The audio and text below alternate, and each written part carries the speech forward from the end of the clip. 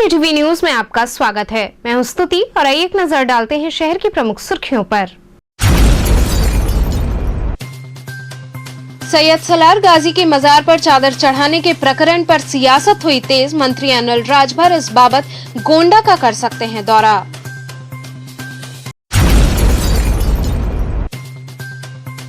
पूर्व विधायक अजय राय व किसान कांग्रेस कमेटी के प्रदेश महासचिव पंकज सिंह डब्लू ने पिंडरा ब्लॉक प्रमुख प्रत्याशी सुनील यादव से की मुलाकात।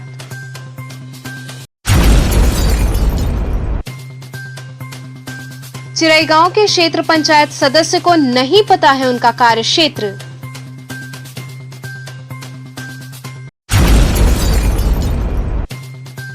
और सिकरौल वार्ड में मानचित्र के विपरीत बन रहे बहुमंजिला इमारत को वीडियो अवर अभियंता ने किया सीज। और अब खबरें विस्तार से। सैयद सलार गाजी की मजार पर चादर चढ़ाने के प्रकरण पर सियासत तेज हो गई है। मंत्री अनिल राजभर इस बाबत गोंडा का दौरा कर सकते हैं।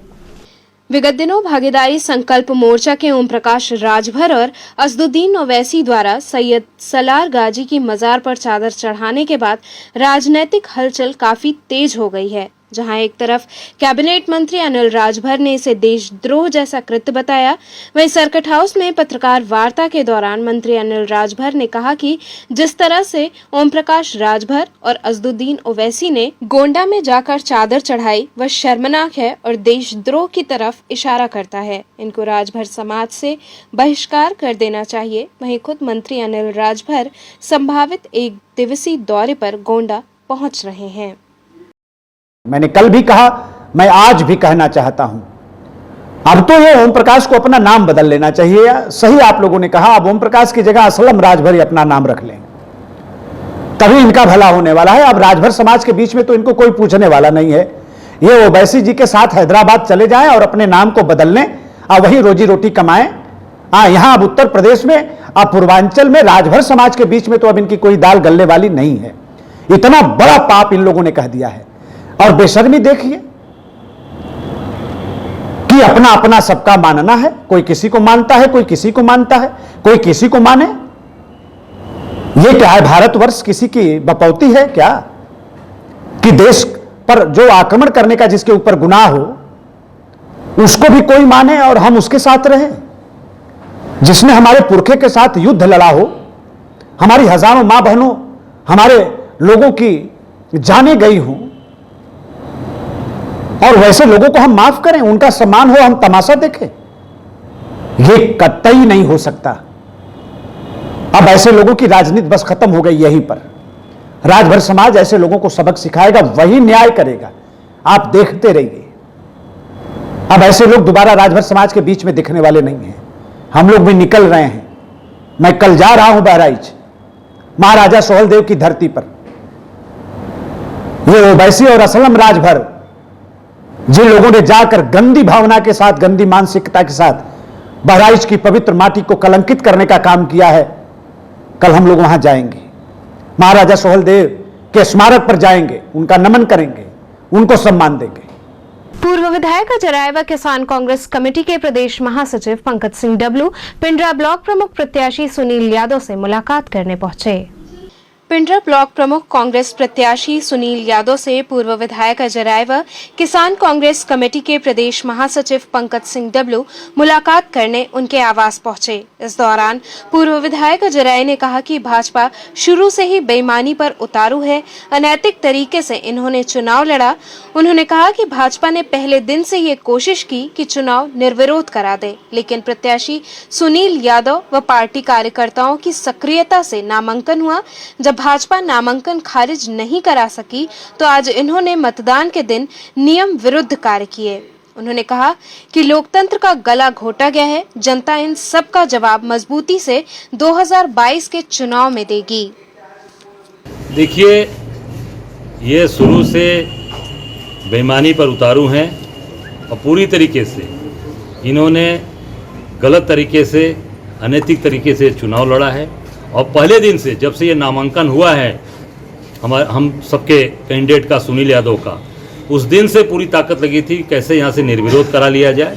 वो हमारे सभी साथियों की सक्रियता से, कैंडिडेट की सक्रियता से उस दिन ये नामांकन खारिज नहीं करा पाए, तो आज इन लोगों ने ऐसे ऐसे काम किए हैं जो उनकी नियम विरुद्ध कार्य है, जिसमें जो वोटर है, जो साक्षर है, उसको भी निरक्षर दिखाकर इन सभी लोगों ने उसके राइटर बनवा लिए और राइटरों से वोट डलवाया गया और उनको निरक्षर दिखा दिया, जबकि वो पढ़े लिखे हैं। कई ऐसे वोट हैं जो मैं जानता हूं कि जिनके सर्टिफिकेट उनके घर रखे हुए हैं।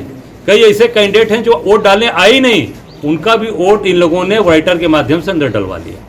पूरी तरीके से सरकार के दबाव में प्रशासन ने कार्य किया है और पूरी तरीके से भारतीय जनता पार्टी की सरकार, योगी जी की सरकार, ये जो पंचायत का चुनाव है इसका गला घोटा है, लोकतंत्र का गला घोटा है। हम इसकी निंदा करते हैं, भर्त्सना करते हैं और आम जनमानस आने वाले 2022 में इसका बहुत ही मजबूती से इनको जवाब देगा और इनको पद से मुक्त करेगा। लगातार कांग्रेस और सपा भाजपा सरकार का विरोध कर रही है। उसके बाद भी जिला अध्यक्ष चुनाव में कई निर्विरोध जीते हैं और ब्लॉक प्रमुखी में भी कई लोग निर्विरोध जीते हैं। क्या कहेंगे इस पर? देखिए, जिसकी कैसे समर्थन मिल रहा है, जिसकी सत्ता है, देखिए ये पूरी तरीके से इन्होंने धन बल, बाहुबल और सत्ता का भरपूर दुरुपयोग करके चुनाव ये जीता है। ये अपनी लोकप्रियता से नहीं जीते हैं। अभी इसके पहले भी जब आम जनता का चुनाव हुआ, आप उसमें देखिए बनारस में कितने जिला पंचायत जीते हैं। प्रधानमंत्री जी का ये संसदीय क्षेत्र है, 40 में से केवल 7 सीट जीते हैं जिला पंचायत की, बाकी सारी पूरी की पूरी सीट इनके विपक्ष में आई। उसके बाद भी जिला पंचायत में नामांकन खारिज करा दिया। अब जहाँ तक इनका बस चला उस तरह से ब्लॉक प्रमुख में नामांकन खारिज करा दिया और जहाँ ब्लॉक प्रमुख का नामांकन नहीं खारिज करा पाए वहाँ सत्ता के दबाव में पूरी तरीके से फर्जी इन्होंने प्रमाण पत्र बना के, फर्जी तरीके से आईडी बनाकर लोगों का वोट डलवा कर और साक्षर को निरक्षर बना दिया, राइटर बनवा के हमारे प्रत्याशी को चुनाव हराया है। जनता इसका जवाब देगी और केवल ये बाहुबल और अपने सत्ता के दुरुपयोग से जीते हैं, न कि इनकी लोकप्रियता है। आप देखिएगा आने वाले समय में आम जनता इनको किस तरीके से उत्तर प्रदेश से भगाएगी। आने वाला 2022 का चुनाव मीडिया को भी बाहर रखा गया विधायक जी, इसमें मीडिया को भी मैं कह रहा हूं ना कि इस मीडिया को क्यों बाहर रखा गया। मेरा प्रश्न है कि मीडिया को क्यों बाहर रखा यहाँ प्रशासन ने? इसलिए कि इन्हें मनमानी करना था। इन्हें जो ऊपर से निर्देश था, जो प्रदेश सरकार की तरफ से निर्देश था, उसका इन्होंने भरपूर पालन कराया है। इसलिए मीडिया को और हमारे जो कार्यकर्ता थे उनको दूर रखा गया। 22 में तो जनता, आम जनता का चुनाव है ना, वो न सत्ता के दुरुपयोग से चुनाव जीत पाएंगे, न खरीद फरोख्त कर पाएंगे। ईवीएम की बात सामने आती है। ईवीएम जो भी चीजें आएंगी, जनमानस जब पूरी तरीके से मन बना लेगा तो सारी इनकी व्यवस्थाएं, क्योंकि आम जनता का चुनाव है, आम जनता पूरी तरीके से इनका जवाब देगी। और जो माहौल बन रहा है, जो वातावरण बन रहा है, इनके अत्याचार, अव्यभिचार, जिस तरीके से महिलाओं के ये कपड़े पकड़ रहे हैं, जिस तरीके से महिलाओं को जिस तरीके से उनका चीरहरण करने का प्रयास कर रहे हैं, ये निश्चित तौर से उत्तर प्रदेश की जनता इनको भरपूर जवाब देगी 2022 में। चिरईगांव ब्लॉक के क्षेत्र पंचायत सदस्य को उनका कार्य क्षेत्र भी नहीं पता है। ब्लॉक प्रमुख पद के लिए मतदान किया जा रहा है, वहीं चिरईगांव ब्लॉक का वहां के क्षेत्र पंचायत सदस्य को ही नहीं पता है कि उनका कार्य क्षेत्र क्या है, सदस्य कितने हैं और ब्लॉक प्रमुख का कार्य क्या है। पंचायत सदस्य शशि प्रभा गांव पनिहरी क्षेत्र की सदस्य से जब ये सभी सवाल किए गए तो उन्होंने कहा कि उन्हें ये सब नहीं पता है। आज यहाँ पे किस तरह का वोट पड़ रहा है जी? किस तरह का वोट डाल के आ रही हैं आप? किस पद के लिए? ब्लॉक प्रमुख के लिए ना। कितने लोग हैं यहाँ पे खड़े? 2 लोग हैं। क्यों, किसको आपने ज़्यादा चुना? क्या लगता है आपको, अब किसको बनाना देखिए, चाहते इन हैं? सब के बारे में हमें कोई जानकारी कुछ हमें क्लियर नहीं है। हमें क्या पता कि कौन किसका ज़्यादा है, किसका कम है। चलिए अच्छा बताइए, बीटीसी सदस्य कितने हैं आपके ब्लॉक में? आप एक हमें नहीं बता सकते। आप बीटीसी सदस्य हैं, आपको ये नहीं पता कि कितने बीटीसी सदस्य नहीं, आपके हमको नहीं मालूम। गांव में चुना गया है? आपके उसमें गांव में 3-4 गांव में लाके एक जगह का एक बीटीसी है ना। तो आपके चिरईगांव ब्लॉक से आप ये बीटीसी नहीं सदस्य चुने गई हैं और आपको खुद नहीं पता कि आपके नहीं, ब्लॉक में मुझे कितने नहीं मालूम। सदस्य हैं। तो ब्लॉक प्रमुख को निर्वाचन आज चुनाव लड़ आई हैं, क्या लगता है किसको किस तरह के बीटीसी आप ये अवधारणा करते हैं? देखिए, ये सब हम नहीं बता सकते। कौन बनेगा, क्या मतलब विकास हो अब देखिए, पाएगा? हाँ, विकास क्या से सोच के आपने किया है वोट? हम ये नहीं बता सकते हैं कुछ। पहली बार आप बीटीसी सदस्य पहली चुनी बार गई हुए थी, हैं। क्या लेके आई थी आप बीटीसी सदस्य? जब आप लड़ी तो क्या समझ में आई? जब आपको ये नहीं पता कि कितने सदस्य होते हैं बीटीसी सदस्य में? नहीं, ये सब हमको नहीं मालूम। काम क्या होता है ये आपको पता है? बीटीसी सदस्य का काम क्या होता है? काम के भी बारे में ज़्यादा जानकारी नहीं, ये सुने हैं कि उनको बहुत कम मतलब जैसे कि अधिकार दिए जाते हैं और बहुत क्यों लड़ना चाहिए बीटीसी सदस्य, क्यों लड़ना चाहिए आप? जी हम नहीं बता सकते ये। सिकरौल वार्ड में मानचित्र के विपरीत बन रहे बहुमंजिला इमारत को वीडियो अवर अभियंता ने सीज किया।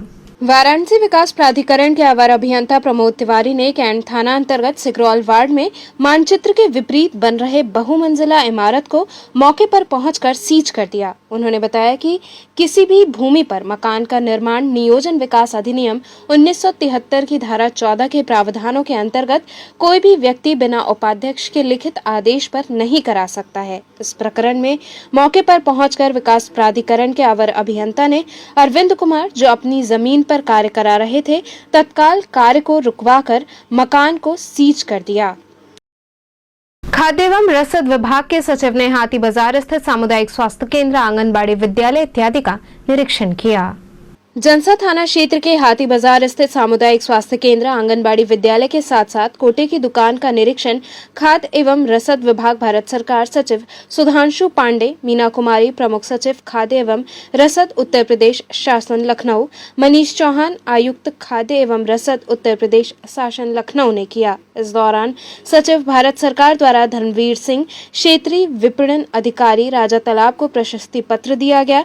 श्याम मोहन सिंह राजा तालाब की प्रशंसा की गई कि ऐसी व्यवस्था पूरे प्रदेश में होनी चाहिए। निरीक्षण के दौरान बीपी सिंह उपायुक्त खाद्य, दीपक कुमार वार्ष्णेय जिला पूर्ति अधिकारी सहित अन्य अधिकारीगण मौजूद रहे। सेवापुरी मॉडल ब्लॉक है, इसमें बहुत सी सरकारी योजनाएं जो हैं, चाहे राज्य सरकार की हो चाहे केंद्र सरकार की हो, उनको मिला करके जो नागरिक हैं उन तक ज़्यादा से ज़्यादा लाभ पहुँचे, उसका यहाँ पर प्रयोग किया जा रहा है। और उसमें यहाँ पर हमने केंद्र सरकार की तरफ से जो फोर्टिफाइड राइस है, जिससे कि बच्चों में जो कुपोषण की समस्या है उसको दूर करने के लिए सेवापुरी ब्लॉक में जितने भी ICDS सेंटर्स हैं और जो भी यहाँ पर स्कूल हैं उनमें जो मिड डे मील प्रोग्राम चलता है उसमें फोर्टिफाइड राइस जो है वो सप्लाई किया जा रहा है। तो यहाँ पर ये पाया गया कि हर बैग के ऊपर जो है फोर्टिफाइड का मार्क लगा हुआ है और उसकी नियमित रूप से सप्लाई चल रही है और रेगुलर हेल्थ चेकअप्स हो रहे हैं मापदंड के हिसाब से, और इसके रिजल्ट कुछ समय बाद अब पता चलेंगे।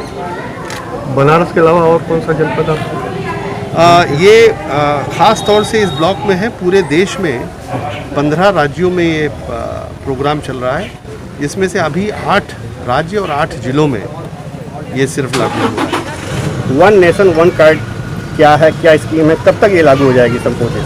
32 राज्यों और यूनियन टेरिटरीज़ में ये लागू हो चुकी है और इसी जुलाई के महीने में 2 और राज्य जो हैं वेस्ट बंगाल और दिल्ली में ये लागू हो जाएगी। और हमें उम्मीद है कि जुलाई के अंत तक या ज़्यादा से ज़्यादा अगस्त तक बचे हुए 2 राज्य जो हैं असम और छत्तीसगढ़, वहाँ पर भी ये लागू हो जाएगी। ज्ञानव्यापी प्रकरण में दाखिल रिवीजन याचिका के खिलाफ वाद मित्र विजय शंकर रस्तोगी ने प्रति शपथ पत्र दाखिल किया।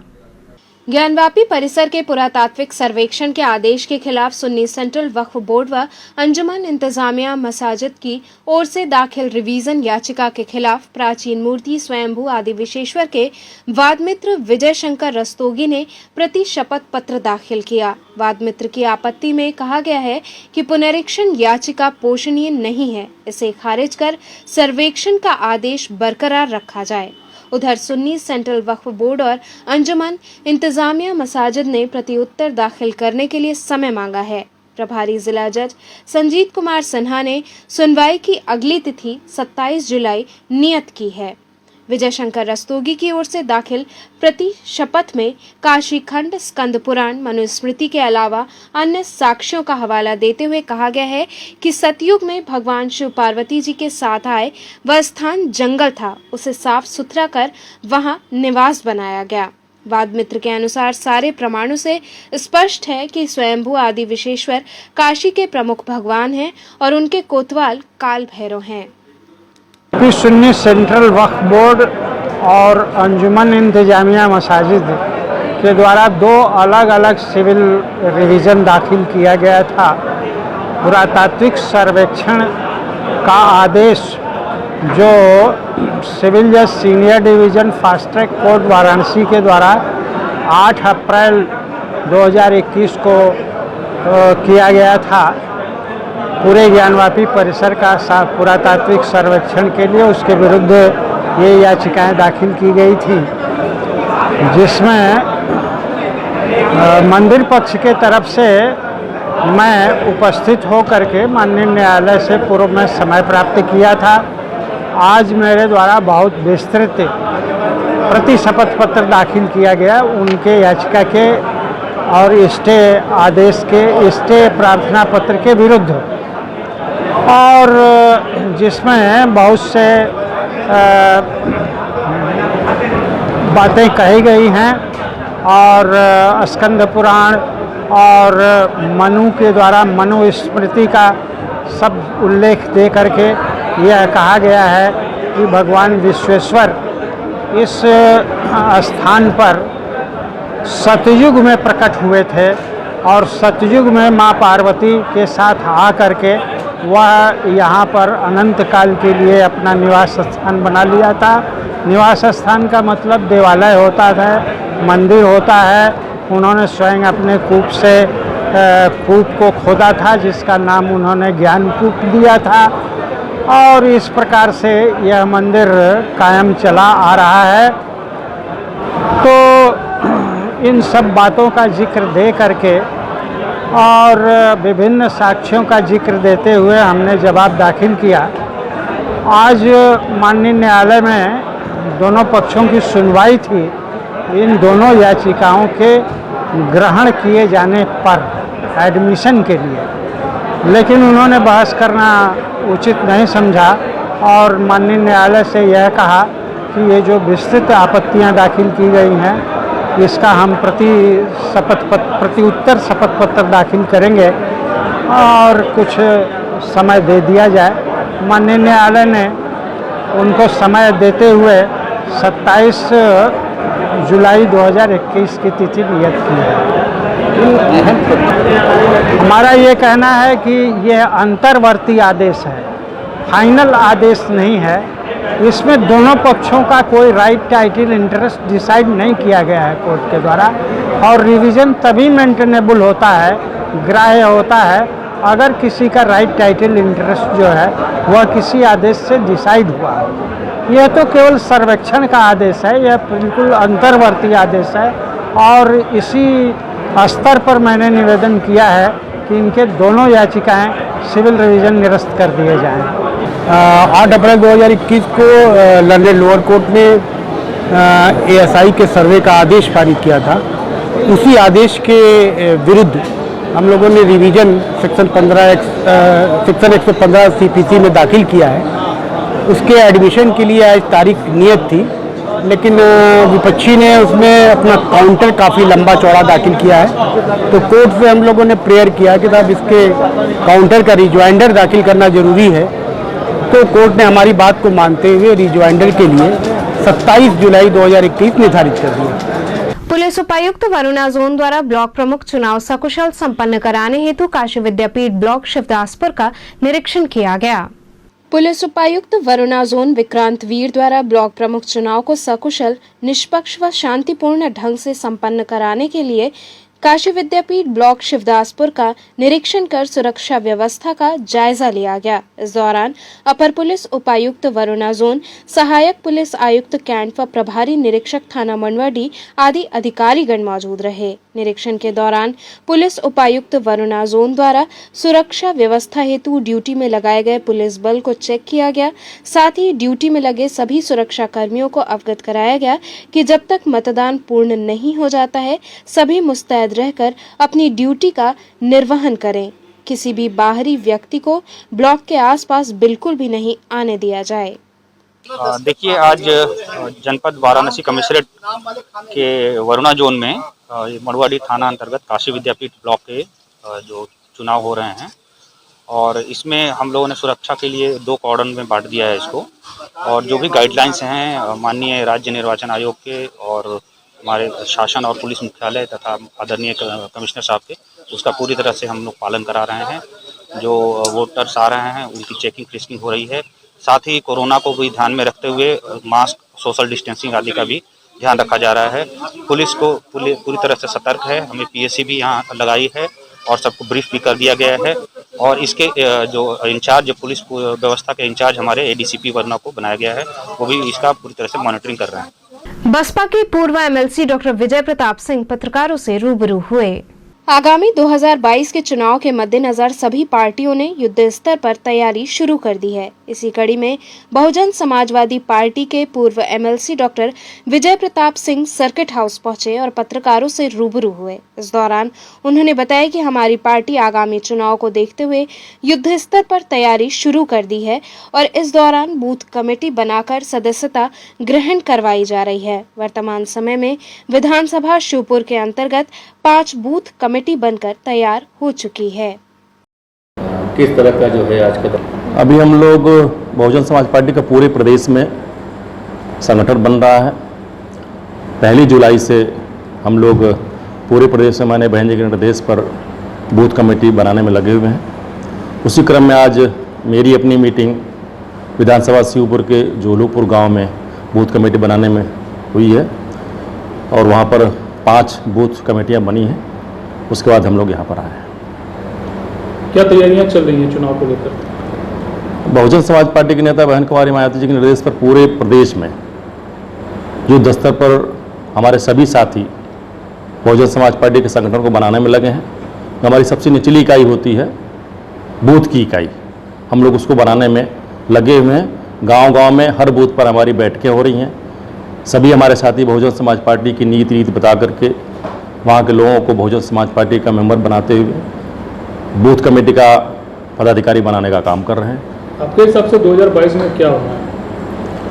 2022 में हम लोग पूरी शिद्दत से लगे हैं और मुझे भरोसा है कि हम लोग सामाजिक भाईचारा बना करके सर्व समाज को साथ में लेकर के 22 में पुनः 5वीं बार इतना मजबूत संगठन बनाएंगे सर्व समाज को लेकर के कि माननीय बहन जी 5वीं बार प्रदेश के मुख्यमंत्री बन सके। यहाँ रुकेंगे एक छोटे से ब्रेक के लिए। आप बने रहिए केटीवी के साथ।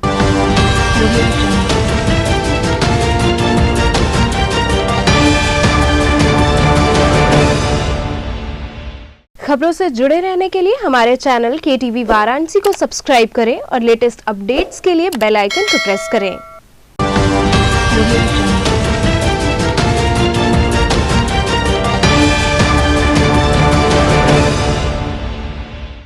ब्रेक के बाद आपका स्वागत है। मंत्रिमंडल के विस्तार के बाद प्रधानमंत्री के संभावित काशी आगमन के संदर्भ में मंत्री अनिल राजभर पत्रकारों से रूबरू हुए। मंत्रिमंडल के विस्तार के बाद 1 दिवसीय दौरे पर प्रधानमंत्री नरेंद्र मोदी का काशी आगमन होना संभावित है, जिसे लेकर कैबिनेट मंत्री अनिल राजभर सर्किट हाउस पहुंचे और पत्रकार वार्ता के दौरान उन्होंने बताया कि प्रधानमंत्री नरेंद्र मोदी ने मंत्रिमंडल विस्तार में नौजवानों के साथ साथ महिलाओं को भी प्रमुख रूप से तवज्जो दिया है, जिससे ये चरितार्थ हो रहा है कि प्रधानमंत्री सबके साथ सबके विकास के साथ आगे बढ़ रहे हैं। उन्होंने ये भी बताया कि प्रधानमंत्री अपने इस दौरे पर कई योजनाओं का लोकार्पण करने के साथ ही कई परियोजनाओं के शिलान्यास और आधारशिला रखेंगे। पूज्य प्रधानमंत्री जी ने अपने मंत्रिमंडल का विस्तार करके नौजवानों को भागीदार बनाकर अपने साथ, पिछड़ों को महत्व देकर और मां बहनों का भी सम्मान बढ़ाकर यह साबित कर दिया है कि समाज के हर वर्ग की प्रधानमंत्री जी चिंता करते हैं। भारतीय जनता पार्टी की सरकार में, मोदी जी की सरकार में सबका सम्मान, सबका साथ और सबका विकास का जो अभियान है वो आगे बढ़ रहा है। हम बधाई देना चाहते हैं पूज्य प्रधानमंत्री जी को और मंत्रिमंडल में शामिल सभी साथियों को हम उनका भी स्वागत करते हैं, हम उनको भी बधाई देना चाहते हैं।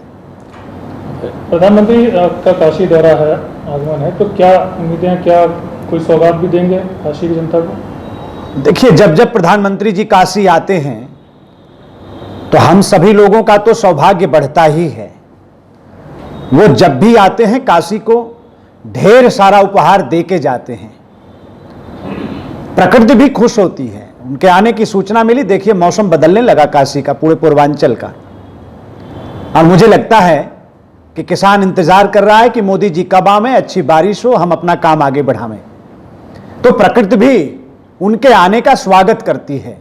हम लोगों ने कई बार देखा है, जब प्रधानमंत्री जी का आना होता है तब मौसम बदल जाता है, अच्छा हो जाता है, बारिश होती है। ये काफी शुभ लक्षण माने जाते हैं और ढेर सारे कामों का जो काशी के विकास की परिकल्पना पूज्य प्रधानमंत्री जी की है उसको सार्थक करते हुए इस बार भी उनके आगमन पर कई काम ऐसे हैं जिनका लोकार्पण होना है और कई उपहार एक बार फिर प्रधानमंत्री जी काशी वासियों को देने वाले हैं। कई कामों का वो शिलान्यास भी करेंगे, आधारशिला भी रखेंगे। हम लोगों को इंतजार है, उनका स्वागत करना चाहते हैं हम लोग।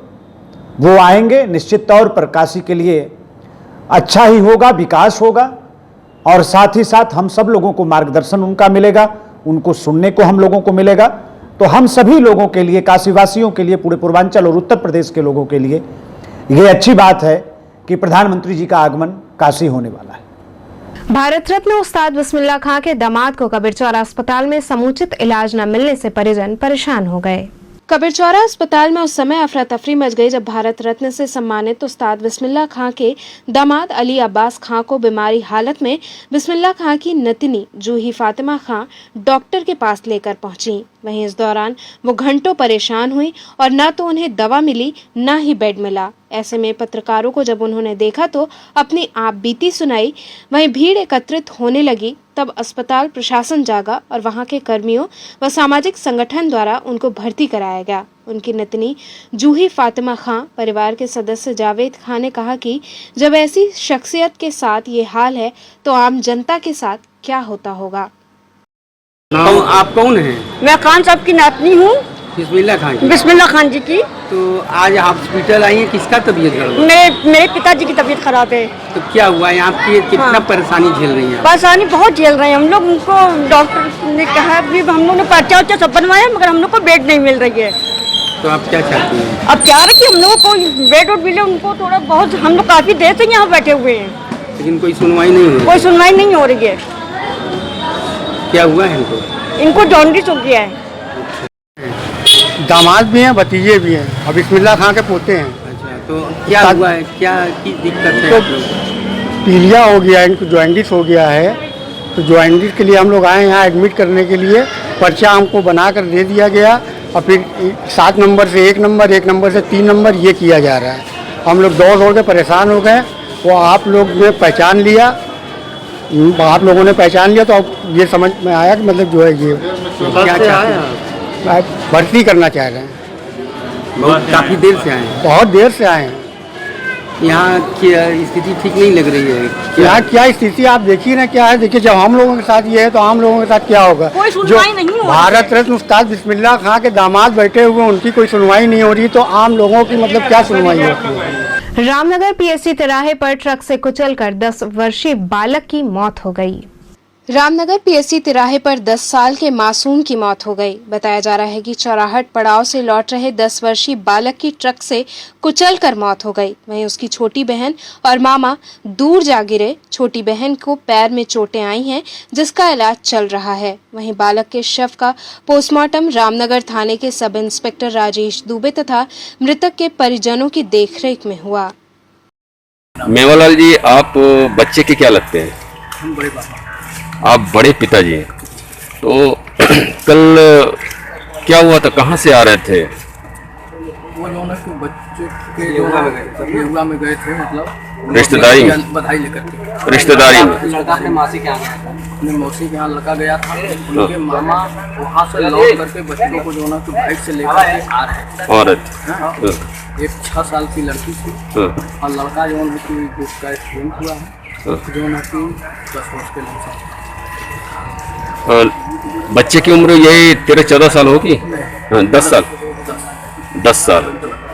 तो एक्सीडेंट कहाँ हुआ? एक्सीडेंट हुआ पीएससी के पास, वो जो पार्क है, उसी पार्क के पास, पार्क के पास हुआ। ब्लॉक प्रमुख चुनाव के मतदान हेतु काशी विद्यापीठ ब्लॉक पर पहुंचे सदस्यों के पास एक ही प्रकार का झोला चर्चा का विषय बन गया। काशी विद्यापीठ ब्लॉक में हो रहे मतदान में क्षेत्र पंचायत सदस्य पहुंचे। इस दौरान लगभग सभी सदस्यों के हाथों में एक ही प्रकार का झोला दिखा, जो चर्चा का विषय बन गया। झोले के बारे में पूछे गए सवाल पर मतदाताओं ने बताया कि सबको मीटिंग के लिए एक होटल में बुलाया गया था। होटल में बीजेपी प्रत्याशी रेणु पटेल की ओर से अधिकतर मतदाताओं को एक ही प्रकार के विशेष झोले दिए गए थे। आज ब्लॉक प्रमुख का चुनाव है, प्रमुख जी के चुनाव के वोट के लिए हम लोग आए हैं। आपके हाथ से झोला है जी, ये कैसा झोला? झोला हमको सर जी इसमें रखा है कि सुरक्षित अपना जो है अपना कुछ कागजात खो न जाए, इसीलिए झोला हमको इसकी तरफ से झोला दिया गया। ये झोला हमको जो है किसी तरफ से दिया नहीं गया, मतलब दे चुके हैं। नहीं देना जी। झोला में सर कागज है, मेरा प्रमाण पत्र आईडी रखा है। हाँ, रेस्टोरेंट का झोला है सर जी, तो रेस्टोरेंट के हिसाब से जो है झोला मिला है। हम लोग के ब्लॉक प्रमुख के चुनाव देने आए हैं। तो किस ब्लॉक पे हैं? काशी विद्यापीठ। सब शांतिपूर्वक अच्छे से सब अच्छे से हो रहा है, बढ़िया से। ये बताइए कि अभी जो आपके हाथ में झोला उसको जरा ऊपर करके दिखाइए। ऊपर है और ऊपर चेहरे के पास जी। ये एक तरह का विशेष झोला ज़्यादातर जो आप वोटर हैं उनके पास दिख रहा है, ये कहाँ से मिला? ये हम लोग का मिला है, वो जो सर्टिफिकेट हम लोग दिए थे उसमें मिला है। हुआ किसको सर्टिफिकेट दिया था आपने? हम लोग रेणु पटेल के दिए थे अपना। तो सभी लोगों को रेणु पटेल की तरफ से ये हाँ, रेणु पटेल। तो ये रेणु पटेल यहाँ प्रत्याशी हैं? हाँ, प्रत्याशी हमारे। तो माना क्या जाए कि आप लोग रेणु पटेल के साथ हैं? हाँ, रेणु पटेल के साथ हैं हम लोग। तो क्या इस पहले से ही ये बात आप लोग डिसाइड कर लिए थे कि रेणु पटेल को देना है? कोई चुनाव में आया नहीं, हम लोग अपना वो पहले से हो गया। तो क्या इसके वजह में कुछ आप लोग को कुछ मिला हो या नहीं? कुछ नहीं मिला हम लोग को। हाँ, रेस्टोरेंट में दावत वगैरह के लिए बुलाया गया था खाने पीने के लिए? खाने के लिए नहीं बुलाएगा, तो हम लोग को झोला मिला था खाली पहुँच देने के लिए। आप लोग की आईडी और तमाम जो दस्तावेज है क्या रेणु पटेल के ही पास रखे गए थे क्या? नहीं, हम लोग रखे नहीं थे, पहले ले लिए झोला ना। हम लोग मिलने गए थे। रेणु पटेल जी ने क्या कहा था? बस हम लोग से मिले थे, बार बार आए थे और कोई आया नहीं प्रत्याशी हम लोग के मिलने के लिए। हाँ, आके सुबह में आ जाइएगा, अपना लेके चले जाइएगा। आप लोग जैसे कितने लोग हैं जो उनके यहाँ गए? वही 20-25 लोग थे। और कुल संख्या है कितनी है बीडीसी सदस्य की? 119 है। अच्छा, तो इसके वजह में क्या मिला आपको?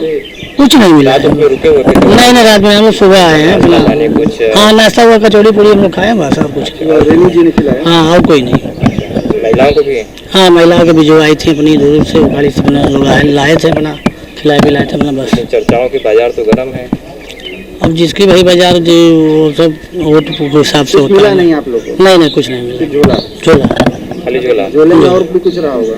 नहीं, कुछ नहीं है। क्या था झोले में जिससे मैं आपको मिला? जैसे मेरा आधार कार्ड था, ये सर्टिफिकेट बस। तो आप लोगों ने पहले रेणु पटेल को दिया था, रेणु पटेल ने आप लोगों से मांगा था? नहीं, जैसे हम लोग को मीटिंग बुलाया गया था कि अपना समझने कोई प्रत्याशी जब आया, जैसे हम लोग होटल में चले आए लंका से चले आए फिर हम लोग। किसका होटल था क्या?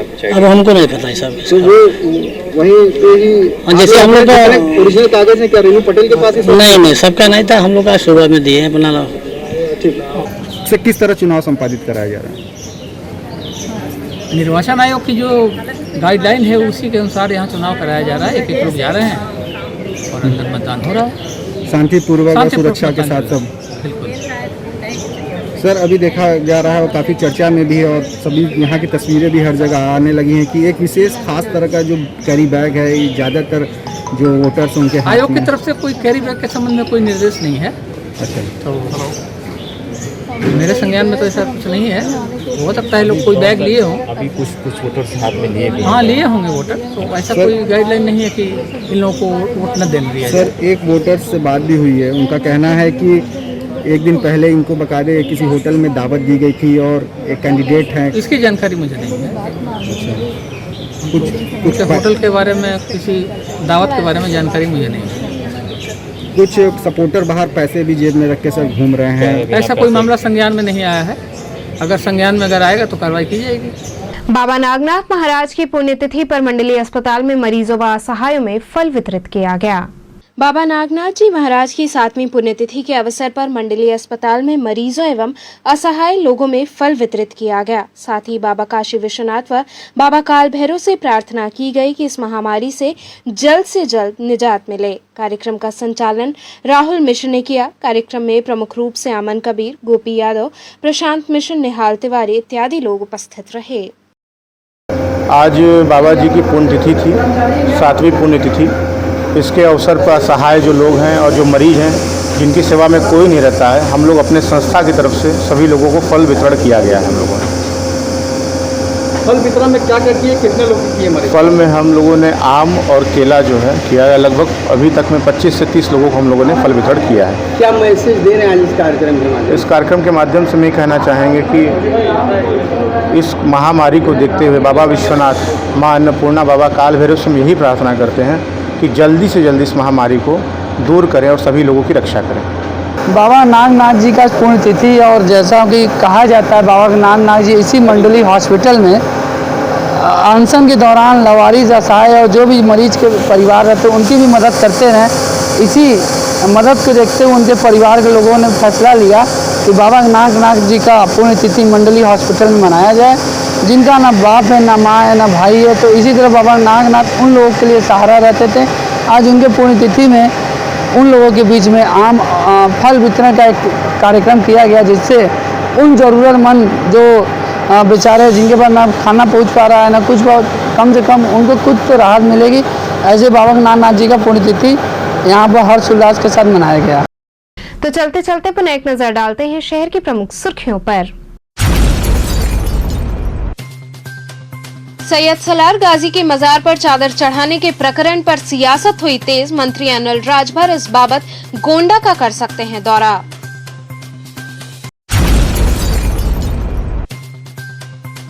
पूर्व विधायक अजय राय व किसान कांग्रेस कमेटी के प्रदेश महासचिव पंकज सिंह डब्लू ने पिंडरा ब्लॉक प्रमुख प्रत्याशी सुनील यादव से की मुलाकात।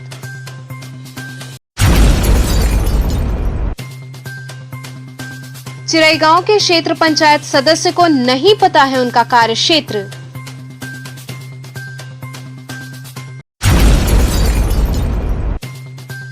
और सिकरौल वार्ड में मानचित्र के विपरीत बन रहे बहुमंजिला इमारत को वीडियो अवर अभियंता ने किया सीज।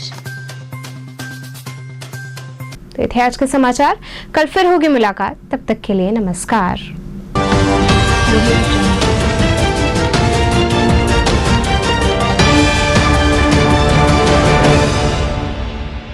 खबरों से जुड़े रहने के लिए हमारे चैनल KTV वाराणसी को सब्सक्राइब करें और लेटेस्ट अपडेट्स के लिए बेल आइकन को प्रेस करें।